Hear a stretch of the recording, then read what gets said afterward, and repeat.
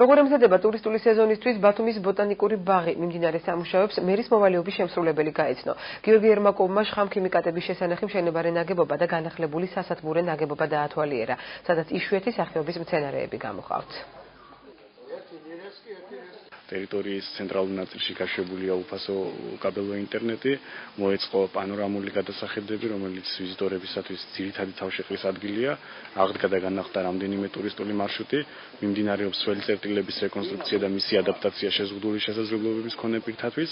სამუშაოების ძირითადი ფაზა დასრულდება ივნისის დადგომამდე. ბოტანიკური ბაღის შემოსასვლელი, ცენტრალური შემოსასვლელი და იქ ხარვეზი იყო და გზის ერთი მონაკვეთი გასაკეთებელია, ორმულ სამუშაოებს ვაწარმოებინებდა გავაკეთებინებთ, რომ ზაფხულისათვის პრობლემა არ იქნება. ბაღის ხელმძღვანელობას მითითებაც მივეცი, რომ იზრუნონ იმაზე ელექტრომობილები, რომლებიც არსებობს, როგორ შეიძლება მოეწყოს ისე, შეიძლება ჩვენ ძალებით განვახორციელოთ მათი რეკონსტრუქცია, რომ შეზღუდული შესაძლებლობის მქონე პირებს შეეძლოთ ამ ტრანსპორტით სარგებლობა.